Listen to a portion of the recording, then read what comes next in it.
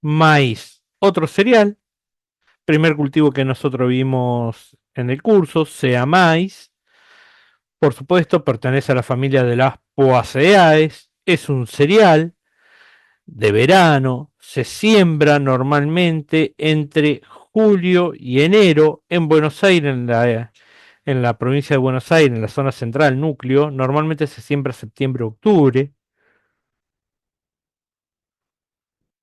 Normalmente tiene problemas climáticos o enfermedades por heladas tempranas que agarran el grano llenándose y lo deja vacío. La principal plaga que tiene el maíz, aparte de los gorgojos, son los gusanos del suelo, como el barrenador del tallo. Y las malezas más comunes que suele tener es capín, quinoa, enredadera, bejuco, sorgo no granífero y chamico. Siempre en los exámenes hay preguntas relacionadas, por ejemplo, a la maleza de los cultivos. Eso es lo más importante del maíz. Es un cultivo transgénico, no nos olvidemos de eso. Como cultivo transgénico tenemos dos tipos de maíz transgénico. El BT, que es tolerante al ataque del barrenador del tallo, o sea, a orugas, el cual crea una toxina y al comerla esta oruga muere. Y el otro es el RR, que es resistente al glifosato. Esos serían los dos principales acontecimientos biotecnológicos que tenemos en el maíz o transgénico. Ahí está el maíz BT. Normalmente al maíz BT, cuando se lo suele sembrar en los campos, se le dejan unos refugios, se llaman, donde si es el lote más de 1500 hectáreas, el refugio tiene que quedar en medio. Estos refugios normalmente sirven, se hacen con maíz no transgénico, o sea, no BT. Esto es más que nada para que el barrenador del tallo, la oruga, no cree una resistencia natural a este maíz. Por lo tanto, toda la oruga que comieron maíz BT y han resistido, se crucen el día de mañana con esta oruga no resistente al maíz BT y pierdan la resistencia. Por eso se hacen estos nichos, más que nada es una cuestión biológica, ambiental, para evitar la resistencia natural a ese tipo de planta. ¿Dudas? Preguntas hasta acá con el maíz. Bueno, dentro del maíz tenemos dos tipos, duro y dentado. Esto es muy importante para esta segunda parte de producción y cultivo, que es la parte de industrialización. Tenemos molienda seca del maíz, que la molienda seca normalmente va el tipo duro, o sea que contiene más del 50% de su endosperma almidonoso vitrio, digamos. La molienda es sencilla, es muy parecida a la de la harina, la cual empieza con una limpieza. Toda molienda de cualquier grano va a ser una limpieza, la cual se zarandea, se pasa por una tarara y trampa magnética, esto para eliminar todo tipo de partículas, ya sea de mayor, menor tamaño, partículas volátiles y partículas de metal. Una vez que lo limpio, lo acondiciono, o sea, se humedece el grano del maíz, que el grano de maíz normalmente está en 14 de humedad, se lo debe llevar a 16-17% de humedad. Esto hace que el tegumento del maíz, la cascarita del maíz, se me ablante y me quede como una goma y sea fácil de desprenderla, que no se me rompa para que no se me mezcle con la harina. Y también para quebrar el grano en tres o cuatro partes, y eso tengo el degerminador. Esto es un paso de la acondicionamiento, es la degerminación. Se quiebra el grano en tres o cuatro partes, se zarandea y se separa el germen. Una vez que está separado el germen, se pasa a refinado, donde sería la parte de molienda del maíz en sí. La molienda del maíz consta de tres trituradores, se llaman así porque son rodillos dentados, tienen dientes los rodillos estos,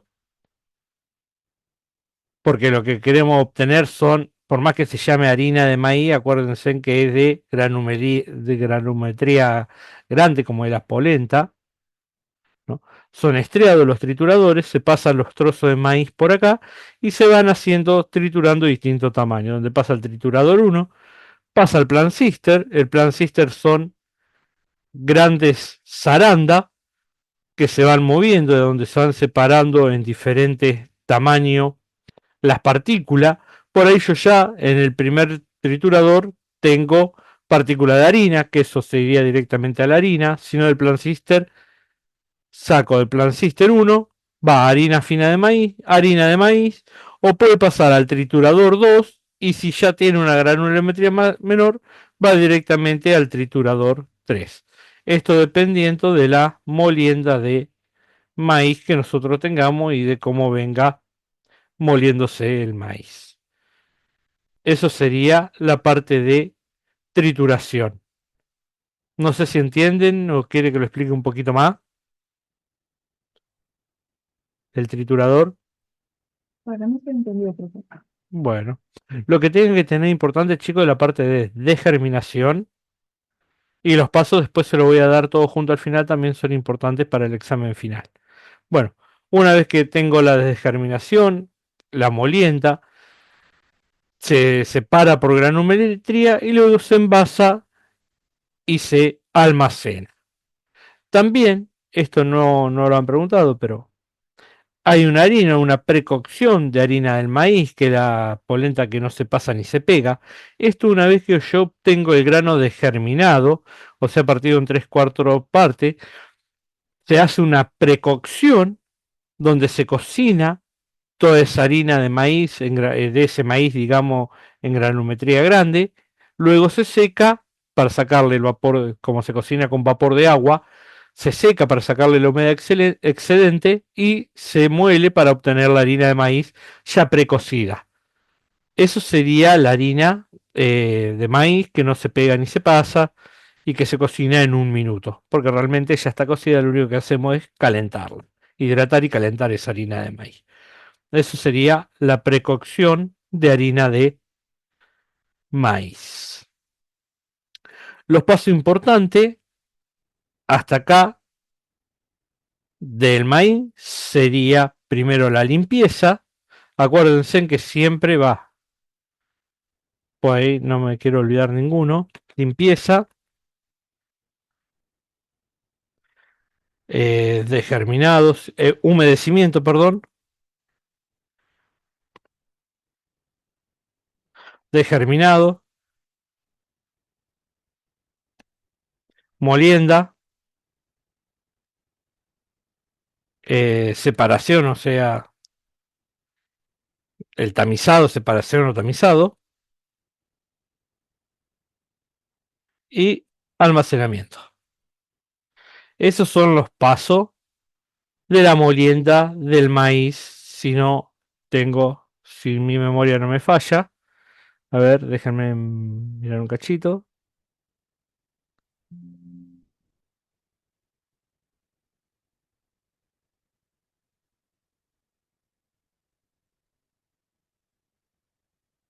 Eh,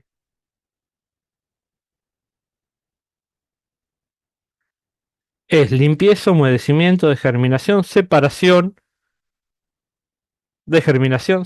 molienda y tamizado. Esos son los pasos, chicos. Ahora los copio de acá y se los paso. Ahí bien, así ya queda limpieza, humedecimiento, degerminación, molienda, separación y tamizado. Esos serían los pasos importantes que tendrían que acordarse para el examen. Siempre la toman esta pregunta. Bueno, eso es todo lo que es molienda. Bueno, acá tenemos producto obtenido después de la molienda seca del maíz. Por cada 100 kilogramos de maíz molido se obtiene aproximadamente 50 a 65 kilogramos de harina de maíz, entre 7 y 15 kilogramos de harina fina de maíz. Después tengo entre 15 y 20 a frechillo de maíz, que sería la cáscara del maíz, que eso va para alimento animal. y entre el 5 y 10% de germen de maíz que se puede consumir tal cual como germen de maíz, o acá del germen es donde se va a extraer el aceite de maíz. Se obtiene de ahí el aceite del maíz, del germen. Buenas noches, Baltasar, ¿cómo andás? Hasta ahí, chicos, la molienda seca del maíz. Se llama así porque se hace apenas un humedecimiento y es seca a través de rodillo. Esa es la primera molienda del maíz que tenemos. Bueno, ahí están todos los tipos de harina diferente, harina común de maíz, harina fina, el grit cervecero, que es una harina de maíz, pero con especificaciones de aceites estrictas, o sea, contenido de aceite muy bajo. Después tenemos el frechillo, el germen, bueno, ahí está todo lo anterior. Y ahora vamos a la molienda húmeda del maíz, que es una molienda completamente diferente. Y en la molienda húmeda del maíz normalmente es para maíz dentado. Ya que en la molienda húmeda del maíz lo que voy a obtener no van a ser harinas, sino van a ser almidón. Yo lo que quiero obtener acá es el almidón, la famosa maicena. Recibo, acá ya están los paso a paso,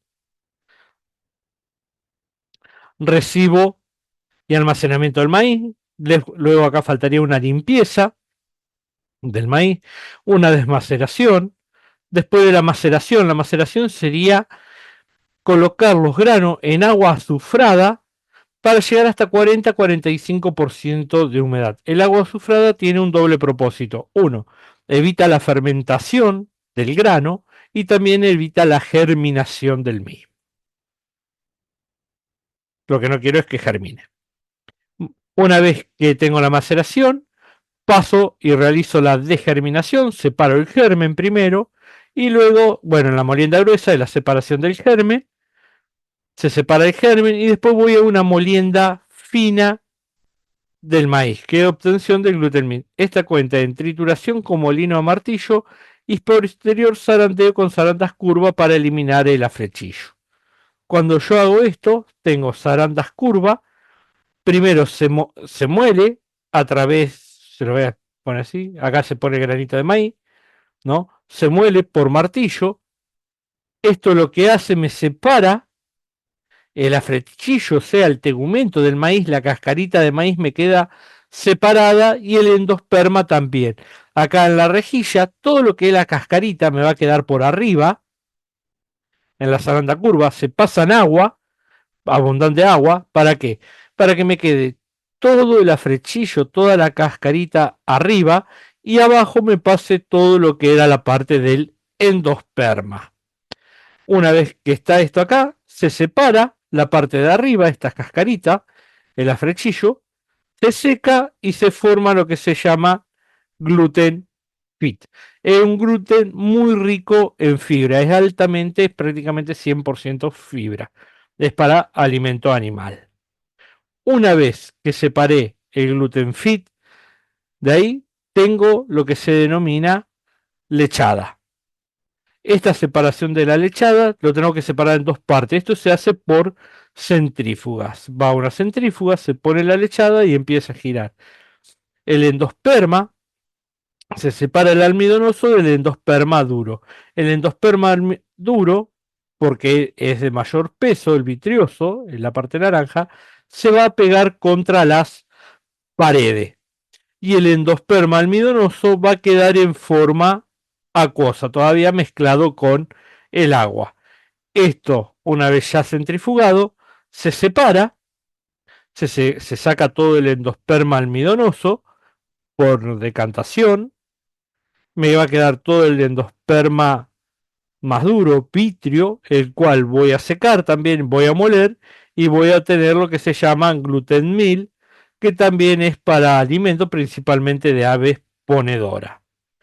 Y una vez que obtengo la lechada, ya puramente de agua y almidón, lo seco y lo vuelvo a moler y obtengo el almidón puro de maíz.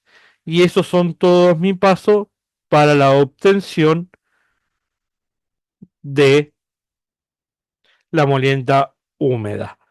Si lo quiero resumir, lo voy a resumir como poniendo así. Limpieza, maceración, degerminación, molturación, que molturación se llama al trabajo de los martillos, un centrifugado y el lavado de almidón. Esos serían los pasos para la molienda de mi maíz húmedo. Lo que hay que diferenciar es maceración de humedecimiento. El humedecimiento es solamente para molienda de maíz duro, molienda seca, y la maceración es para molienda húmeda, o sea, maíz dentado. Hasta ahí quedó claro la molienda del maíz húmedo, cómo se obtiene.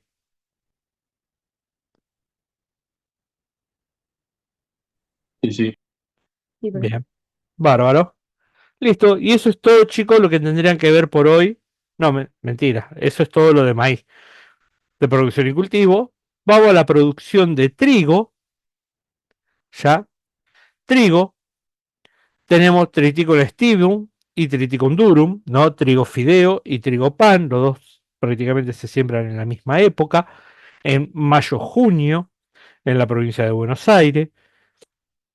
Ambos son cereales, al igual que maíz, pertenecen también a la familia de las Poaceae. Dentro del trigo pan tengo dos tipos de trigo duro y trigo semiduro. Hoy el semiduro prácticamente ya se dejó de hacer. Las principales provincias productoras, bueno, de trigo es Buenos Aires, a ver, acá las tengo. Buenos Aires, Córdoba, Santa Fe, esas siempre son las principales provincias. Después, bueno, sin Entre Ríos, Corrientes, siguen bastante. Después tenemos en el trigo factores climáticos, tenemos que tener cuidado con las heladas tardías, más que nada, que provoca el grano helado, según la definición, ¿no? Acuérdense que el grano helado es todo aquel grano que se ha congelado su agua intracelular, se rompe las paredes, el grano muere, se deja de llenar y queda un grano cóncavo, o sea, en vocabulario vulgar arrugado, como si fuera todo chupado, y puede ser de color medio blanquecino, grisáceo o del color del trigo común, eso es dependiendo en qué momento lo agarró la helada. Las plagas principales, bueno, al par del pulgón, las chinches, los gorgojos, ¿no? También. Enfermedades, la enfermedad más importante son dos hongos, tanto el fusario como el tiletia, o sea, el carbón, son las dos más importantes. Y las malezas más importantes, bueno, nabo, mostacilla, yuyo colorado, avena negra o fatua, trébol de olor o merilotus, y también otros cereales invernales como puede ser centeno, avena, cebada, todos esos tipos de cereales. Esos son las malezas más importantes del trigo. El trigo hoy en día, hace poco, se transformó también en variedad transgénica con la modalidad de BH4, que es resistente o tolerante, mejor dicho, a la sequía. Eso tiene que ver todo con el trigo, en lo cuanto es a la producción. Después vamos a la elaboración del trigo. El trigo es un cereal, por lo tanto se van a obtener la harina, que es lo más consumido en Argentina. Tenemos dos tipos de trigo, como dije, el trigo durum y el trigo fideo, que es triticum durum. Este triticum durum lo que se utiliza es para obtener sémolas. En la molienda es muy parecida a la del maíz, digamos, porque en el trigo pan se obtienen una molienda con compresores que son rodillo liso para obtener harina. Como en el trigo fideo y en el maíz no quiero, son cilindros del tipo trituradores, o sea, cilindro estriado. Se muele prácticamente igual que el maíz, se lo humedece, 15, 16 de humedad, se lo descascara, se lo degermina y luego se muele. Elaboración industrial del trigo, vamos a hablar del trigo pan, ¿no? Primero, bueno, una vez recibido, se clasifica el trigo según el gluten. Acuérdense que en el gluten es muy importante, menos de 24, 26 hasta 30 sería la otra clasificación aproximadamente, y más de 30 a 32, 34. Eso es para realizar los diferentes tipos de mezcla de harina y obtener gluten diferente, ¿no? Acondicionamiento del trigo, se lo acondiciona, se lo limpia completamente, se lo pasa por zarandas, por sazores, mesa simétrica, si es necesario, ¿no? Y también por trampas magnéticas para eliminar todo lo que es materia extraña. Una vez que el trigo está completamente limpio, se lleva a un humectador intensivo. Es una máquina el cual rocía agua al trigo y este hace ganar humedad. Una vez que se le agrega el agua necesaria, este se deja macerar, o sea, perdón, no se deja macerar, se deja descansar durante 18 horas para que ese contenido de agua sea absorbido por el grano. Lo que hace esta agua también es ablandar del trigo todo mi tegumento, toda la capita exterior del tegumento, ¿no? Todo lo que fuera la parte del salvado, también para que la primera molienda me permita separar el germen y separar el salvado sin romperlo, sin que me pase a las harinas, ya que si el salvado me pasa a la harina, voy a obtener una harina más oscura y de mayor contenido de fibra. Ese es el problema cuando tengo una mala molienda de trigo. O para hacer, si quiero obtener harina salvada, se hace con la cáscara directamente. Bueno, una vez que se aumenta, se pasa por, como le dije, por un degerminador y va a los primeros cilindros de rotura Buller. Acá tenemos el cuadrito. Va al triturador y en estos tres cilindros, en estos tres pasos, los cilindros son estriados. Va al triturador 1, del triturador 1 la molienda, ahí va el plancister. En el plancister separa las diferentes trituraciones, donde manda al triturador 2, triturador 3, al sazor, que es para separación de sémolas, o ya lo separa directamente en harina 3.0 y harina 4.0. Una vez que pasa por el triturador 1, pasa al triturador 2, hace lo mismo el transistor 2 y el triturador 3 hace lo mismo, y va al sazor, harina 3.0 y 4.0. Una vez que pasa por el plancister, van ya directamente a los cilindros de compresión y al cernidor. Estos son cilindros lisos, ya no son cilindros estriados como los anteriores. También hay tres compresores, compresor 1, plancister 1, ahí separan harina 3.0, 4.0 y dependiendo de la granulometría si va al compresor 2 o compresor 3. Y así sucesivamente van pasando hasta que pasa el último, el 3, llega, va a la harina 3.0, 4.0, semolín o semitín, que sería un subproducto del trigo pan, o que se llama sémola de trigo, semolín, que se les sabe encontrar en los almacenes con ese nombre. Bueno, antes de esto se los suele llamar a un sasaje para separar también la sémola y destruir. Esto es lo que pasa una vez que se termina la molienda. Lo primero que se hace con la harina es un enfriado, ya que la harina levanta mucha temperatura y al ganar mucha temperatura puede llegar a ganar humedad rápidamente. La harina normalmente se envasa hasta 15% de humedad, no más de eso debería tener la harina. Como tanto está muy caliente, se la baja a 4 grados, lo cual permite enfriar la harina a 1. Bueno, se la lleva a refrigeradores de 4 grados, lo cual permite enfriarla a 14, 16 grados, que es una temperatura aceptable y ya se puede envasar. Si yo no la quiero envasar, la guardo todavía en silos. Después puedo hacer una aditivación de la harina. En la República Argentina obligatoriamente la tenemos que aditivar por ley 25.030 con hierro. Ese es uno de los pedidos del gobierno.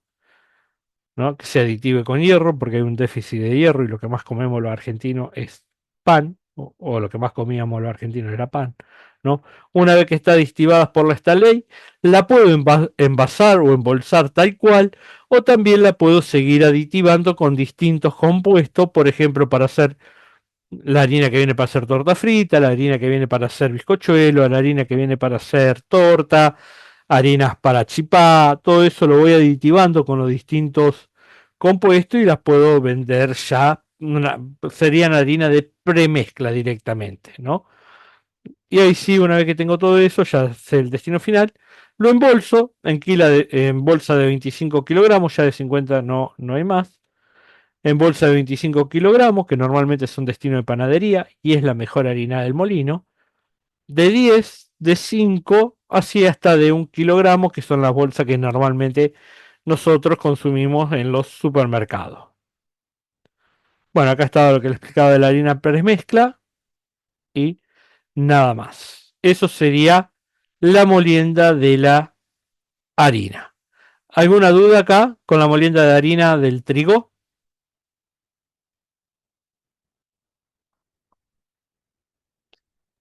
Por ¿Ninguna? ahora no. No, Hay no. muchos pasos. Bueno, bárbaro. Ahora, chicos, vamos a empezar directamente con la aplicación industrial y con los métodos industriales para ver la actitud panadera de esa harina. Nosotros recién vimos cómo extraíamos la harina. Ahora vamos a evaluar si esa harina me sirve para hacer pan o directamente es para hacer pasta, que es una harina mucho más con menos fuerza, digamos, o la tengo que aditivar con algo para que funcione. Bueno, los métodos reológicos es aptitud panadera de la harina. El primero que tenemos es el biograma de shopping. Yo le aconsejo, chicos, mirar los videos, a ver si tienen el biograma de shopping ustedes acá abajo. Acá tienen el enlace de YouTube.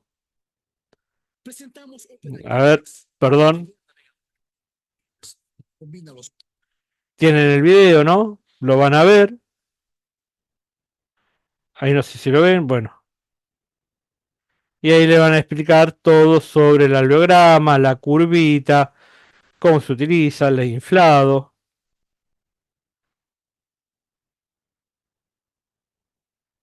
Bueno, ahí. Yo más o menos se lo voy explicando y si puedo ir pasando el video para que sea más visible, lo voy haciendo. Bueno, el diagrama del shopping tiene varias partes. Este es el alveógrafo, ¿no? El aparatito. Tenemos una parte, un amasador, el cual nosotros debemos colocar harina, agua, cantidad necesaria, normalmente el 50% de la harina, o sea, si colocamos 300 gramos de harina, se coloca 150 gramos de agua. Se coloca eso, se va a amasar.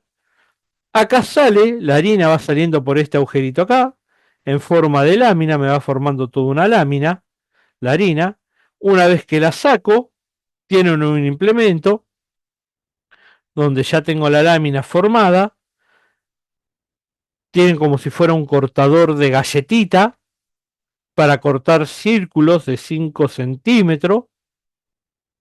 Corto los círculos de 5 centímetros, los voy a almacenar acá en esta parte, en la segunda parte del alveógrafo, que está a temperatura de 25 grados centígrados y a 90% de humedad relativa. Esto está controlado todo por el mismo aparato que tenga esa temperatura y esa humedad.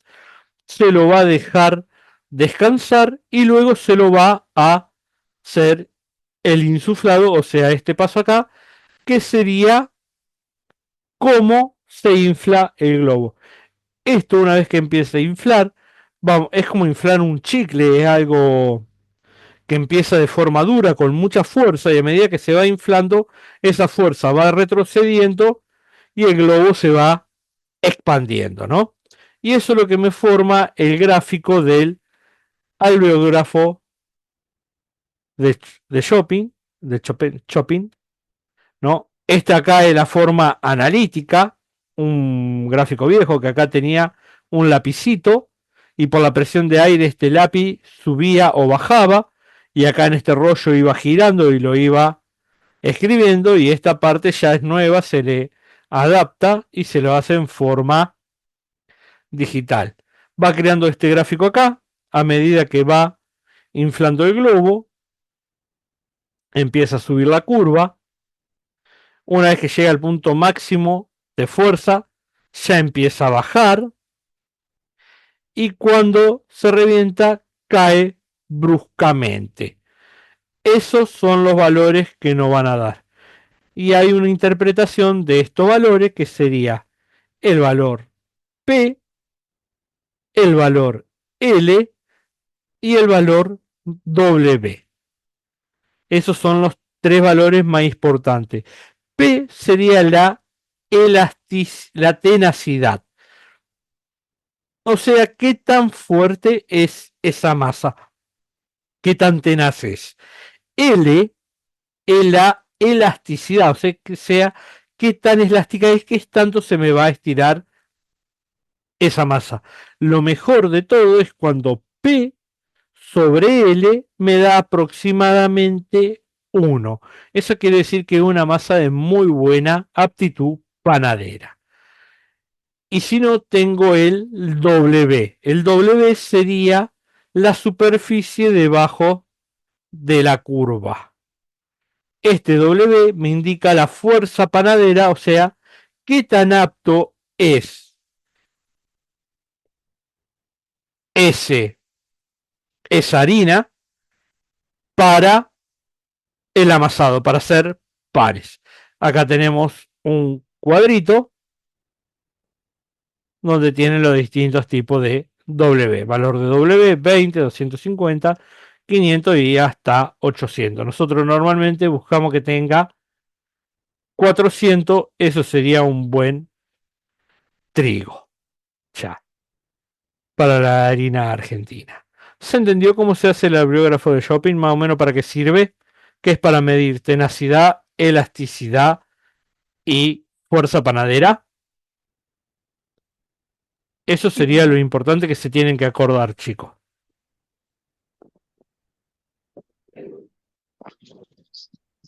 Que lo pregunta. Bueno, después tenemos el farinograma de Bradenberg. Este es otro método, más que nada el alveograma de Chopin es para corregir mezclas de harina y de trigo, ¿no? Es lo que me ayuda a hacer. Normalmente, si yo pongo una harina y a mí no me da un buen gráfico de Chopin, un buen alveograma, puedo mezclarlo con harinas mejoradoras o puedo mezclarlo con una, si está muy tensa, muy dura, lo puedo mezclar con harina más blanda, si está muy blanda, lo puedo mezclar con harina más dura. Todos esos datos panaderos me lo tira esto, es para acomodar la mezcla de las harinas. Para eso se utiliza el alveograma de Chopin. En cambio, el farinograma de Bradenberg lo que hace me va a medir absorción de agua y también estabilidad al tiempo de amasado de las harinas. Eso es lo que hace un farinograma. Este, el aparatito del farinograma, este acá realmente el farinograma. El farinograma de Bradenberg también acá tiene una cuba, el cual mezcla normalmente 300 gramos de harina. Tenemos una pipeta para llenarlo con 150, 160 miligramos miligramos de agua o mililitros de agua. Esto trabaja a 30 grados centígrados, donde se coloca el agua y se va midiendo. Acá tiene dos paletitas. Esas paletas van mezclando, van formándome la masa y me van midiendo la fuerza que me va haciendo esa harina, esa masa, a medida, esa harina y agua, digamos, a medida que se va amasando. El gráfico, este acá, a ver si lo tengo en algún lado.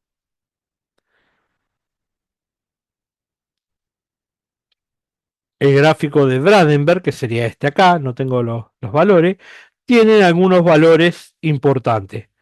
Yo se lo voy a anotar acá. tiene este valor, que es en rojo, vamos a poner es el valor o tiempo de llegada, que el tiempo de llegada es el tiempo que tarda la harina en llegar a las 500 unidades Bradenberg. Ese sería el tiempo de llegada. Después tengo este punto acá, que es desde 0 hasta el punto más alto de la curva. Esto se llama tiempo de desarrollo, que es el tiempo que alcanza la harina su punto máximo de fuerza en el almazado, o sea, el punto máximo por arriba de las 500 unidades Bradenberg. Eso se llama tiempo de desarrollo. Después voy a obtener acá, desde la primera vez que tocó las 500 unidades Bradenberg hasta acá, que se aleja, este acá se llama tiempo de estabilidad. Y mientras más termino de explicar que donde se cortó el tiempo de estabilidad, el tiempo de estabilidad es el tiempo donde la curva pasa por primera vez los primeros 500 unidades de Bradenberg y las vuelve a cruzar hacia abajo por segunda vez. Eso se llama tiempo de estabilidad. Mientras más estable sea mi masa, mayor ese tiempo de estabilidad, mejor leudado le voy a poder hacer a la masa, mejor amasado. Todo eso me va a mejorar mi aptitud panadera. Eso sería el tiempo de estabilidad.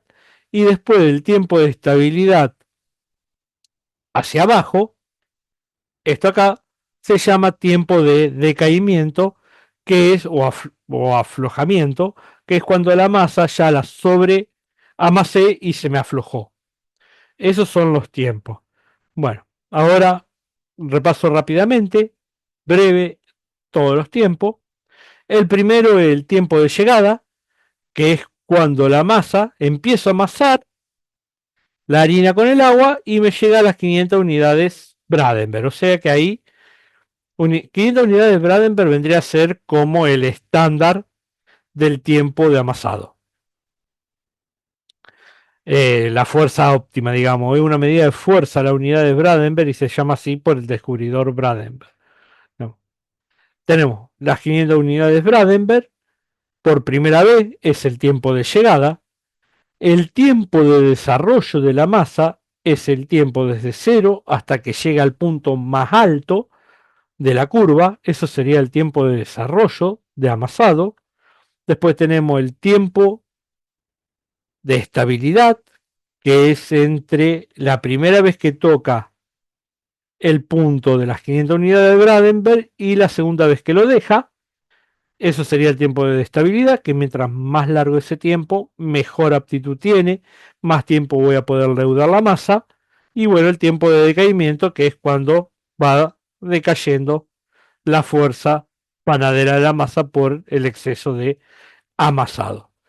Eso, chicos, es lo que me da a mí el valor de el farinograma de Bradenberg, digamos, los tiempos de diferente amasado. Y también le dije al principio que era absorción de agua. La absorción de agua es la que me va a dar, la absorción de agua se hace por prueba y error. Por ejemplo, si yo agarro una masa y le pongo mucha agua, esa masa me va a quedar chiclosa directamente. No va a hacer fuerza. Por lo tanto, si yo veo que es una curva baja, así, es porque le puse mucha agua. Tengo que sacar el tipo, el agua. Eso normalmente nos pasa cuando queremos amasar y agregamos mucha agua, nos queda una masa chiclosa, nunca va a tomar mucha fuerza. Quiere decir que tenemos que agregar menos cantidad de agua. Y vamos agregando menos hasta obtener esta curva deseada. Si yo directamente le agrego muy poca agua, ¿qué va a hacer? Esto normalmente va a subir mucho más recto y después también va a caer mucho más rápido. ¿Por qué? Si tiene poca agua, la harina me va a hacer fuerza rápidamente para poder amasarla. Vieron que hay masa que por más que queramos amasarla no la podemos amasar porque le agregamos poca cantidad de agua. Entonces nos va a costar mucho amasarla, va a hacer fuerza rápidamente, después esa fuerza se puede mantener en el tiempo hasta que se empieza a quebrar y cae directamente hacia abajo. Y ahí así, por prueba y error, vamos probando diferentes cantidades de agua y nos va dando la absorción de agua. Esas son las cosas que mide un farinograma. Tiempo de llegada, tiempo de desarrollo, estabilidad y absorción de agua. Siendo lo más importante, ¿no? La estabilidad y la llegada. ¿Dudas sobre el farinograma? ¿Pregunta? ¿No? Bueno. Y después el otro reológico que tenemos es el estensógrafo de Bradenberg, que es el método que menos preguntan y el menos utilizado realmente. Este consta de una vara con un gancho, acá si lo ven tiene un ganchito, se prepara una masa, se lo deja estabilizar, acá tenemos, eh, perdón, acá tenemos los, el sostén, digamos, donde va la masa, se hace como si fuera un bollito largo, se lo deja descansar, luego se coloca acá con el estensógrafo, el ganchito este baja y va estirando la masa hacia abajo, hasta el momento que se rompe. Acá tenemos la masa estirada. Hasta el momento que se rompe y eso mide la fuerza también y tenacidad de la masa, un extensógrafo. La extensibilidad realmente mide. Y ahí se corta el examen, más que nada, se corta, digamos, el método, perdón, el método. El extensógrafo más que nada mide eso, la extensibilidad, y también ayuda a medir si yo le agrego le coloco algún agregado como masa fácil, como gluten artificial, como otras cosas, es mucho más fácil medirlo en el extensógrafo que medirlo en un alveograma, los efectos de esos agregados que le hice a la harina para los diferentes fines que le voy a dar. Bueno, esto es todo de lo reológico y me falta la otra parte todavía, que serían los otros métodos de aptitudes panaderas. ¿Hasta acá duda? ¿Pregunta? Bueno, Tengo que parar. bueno. No, no, no. Cenizas, chicos. Ceniza es un método del cual consiste incinerar toda la harina que tengo. Esto va a medir en forma indirecta blancura y cantidad de pericarpio, digamos, porque normalmente todas las cenizas son minerales ubicadas en el grano. La mayoría de los minerales en los granos de cereales se encuentra en su cáscara, en su pericarpio. Por lo tanto, si este pericarpio va a la harina, voy a obtener una mayor cantidad de cenizas, por ende, mayor cantidad de pericarpio, mayor cantidad de minerales. El método para medir ceniza en el trigo consiste en moler harina directamente, se colocan 3 gramos de harina en una cápsula de porcelana y se lo lleva a una mufla, en un crisol.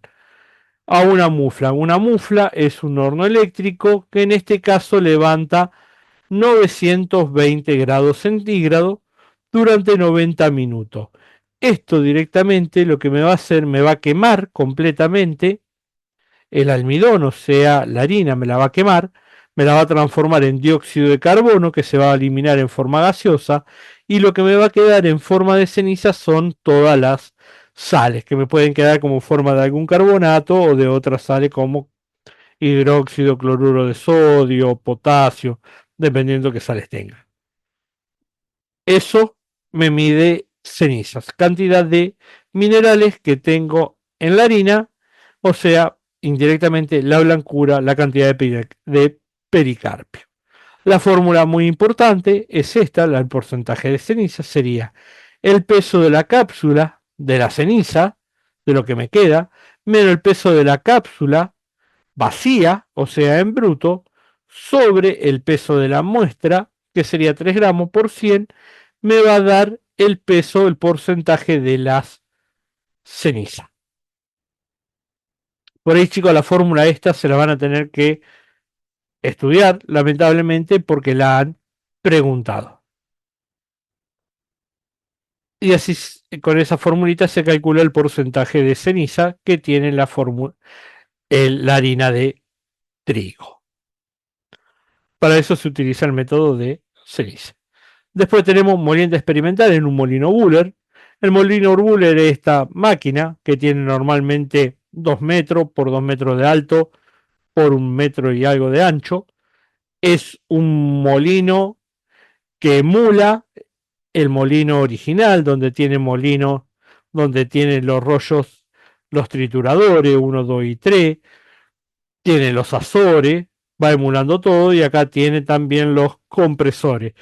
Estos tipos de molinos más que nada se utilizan para saber, antes de pasar a moler mi harina directamente al molino grande, saco 3, 4 kilos, son 3 kilos realmente, saco 3 kilos de la harina de la mezcla de trigo original que tengo, lo paso por el molino Buller, este trigo tiene que estar a 15-16% de humedad, también porcentaje importante de humedad que lo saben preguntar, 15-16% de humedad, lo muele a esto y ve qué porcentaje obtengo de molienda. Normalmente un buen porcentaje de molienda entre el 70 y el 75%. O sea, de cada 100 kilos saco entre 70 y 75% de harina. Eso es un buen porcentaje de moliendas. Para eso se utiliza, bueno, ahí tiene todo lo anterior, todo el método paso a paso. Después tenemos el falling number, tiempo de caída. El falling number mide granos brotados o actividad de alfa milasa. Es una enzima, la alfamilasa, la cual es producida cuando el grano se está brotando. Esto acá es muy importante para saber la calidad del almidón que va a tener mi trigo, porque si esta enzima está muy activa, o sea que el grano se está brotando, esta enzima, la alfamilasa, tiende a tener una gran actividad y me va a desarmar todo ese almidón.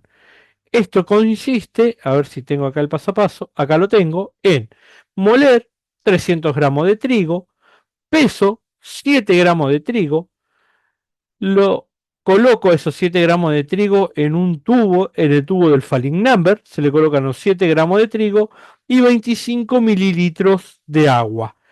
Esto se agita formando harina en suspensión de agua con un agitador y luego se coloca en una cuba que normalmente tiene, si no me equivoco, 100 grados centígrados, 90 grados centígrados, 100, no me acuerdo. Esto está en Barrio María. Acá tiene un agitador eléctrico, el cual este se va a empezar a mover para arriba y para abajo, se mueve durante 1 minuto y se sube arriba de todo y se deja caer. Y este tiempo de caída que tarda de estar arriba a cuando llega abajo se lo conoce como falling number o número de caída. Que mientras menor sea el número de caída, mayor es mi actividad alfamilasa. ¿Por qué? Porque primero se agita, una vez que se coloca en el cubo, en la cuba, la temperatura hace que el almidón se gelatinice y se active la alfamilasa. Si ese está muy activa la alfamilasa, lo que va a hacer me va a empezar a degradar esa almidón que se me formó, esa gelatina, o sea, va a ser una licuefacción de mi almidón y me va a permitir que el tubito baje más rápido o más lento dependiendo del grado de licuefacción del almidón. Eso sería el método de alfamilasa, o sea, mide actividad de la enzima alfamilasa, el Falling Number, perdón, o mide actividad de brotados. ¿Se entiende hasta ahí cómo es la alfamilasa? ¿Cómo actúa el Falling Number? Que es para medir brotado o actividad de alfamilasa en trigo. Los valores normal de alfamilasa son 250, o sea, quiere decir que el ganchito tiene que tardar 250 segundos en caer, alrededor de 4 minutos. Si cae alrededor del minuto, tiene un falling number muy alto y va a quedar un pan de color marrón y con los alvéolos, o sea, las migas deformes, grandes, chicas, medias rotas entre ellas. El color marrón se va es visible por el color caramelo del azúcar que se quema, digamos, cuando lo que hace la alfamilasa corta las cadenas de almidón en azúcar maltosa. Y esta azúcar maltosa, al cocinarse, se carameliza y por eso le da la tonalidad marrón. El número 250 es una alfamilasa buena, el cual va a permitir un buen desarrollo de las migas de pan y una cantidad de azúcar deseable porque tiene que tener algo de esa azúcar, de esa maltosa, para que la levadura la ingiera y pueda fermentar. Y si tenemos muy poca actividad de alfamilasa, el pan no leuda, ya que la levadura no tiene ese azúcar para poder eh, fermentar. Por lo tanto, no va a tener alimento, va a ser bajo el pan. Por eso siempre es bueno tener algo de alfamilasa, pero no mucho. Hasta ahí estamos, ¿se entendió más o menos para qué el Selenity Test? Más que nada tiene que saber que consta de una molienda pesada, mezcla de harina con agua, licuefacción, perdón, gelatinizado del almidón, actividad alfamilasa, licuefacción de ese almidón y medición del tiempo de caída. Eso sería el paso a paso y los tiempos y el, el flujograma, digamos, y los tiempos de la alfamilasa. Bueno, una vez dicho lo de Falling Number, vamos al próximo análisis químico, que es test de sedimentación para el trigo o Selenity Test. Este test es para determinar la calidad de harina del gluten en harina panadera. Esto se hace con ácido láctico, alcohol isopropílico y agua destilada.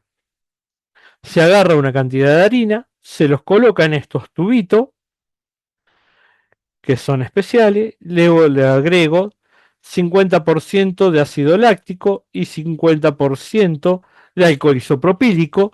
Eso va a hacer que mis enzimas se desnaturalicen, se empiecen a hinchar, normalmente el gluten se empieza a hinchar y empieza a precipitar. Por lo tanto, en el tubito vamos a ver todo como un agua turbia, como si fuera un barro depositado, que mientras mayor cantidad sea ese precipitado, mejor calidad va a ser mi gluten.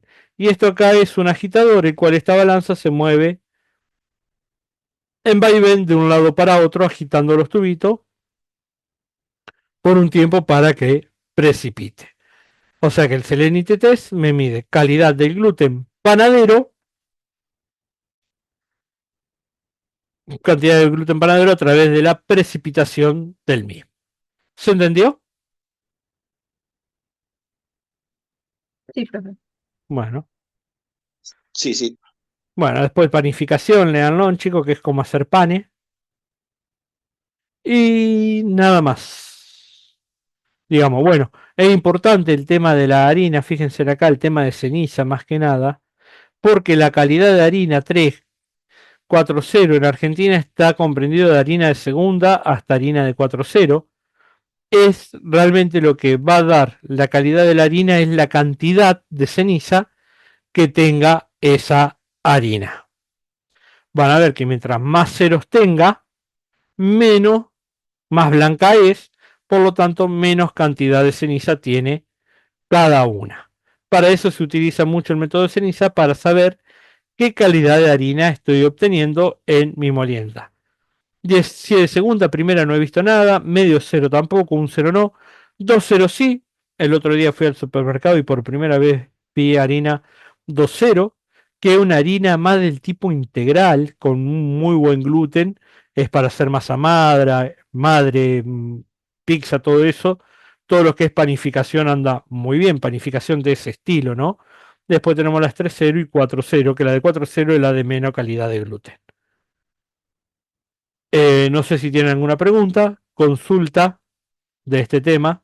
Lo que les recomiendo, chicos, de que cada uno de los temas que ven, agarren, vean los enlaces, si pueden, de YouTube, que se metan y los puedan ver a los videitos uno por uno, porque los videos les va a ayudar mucho a entender cada uno de esos métodos, ¿no?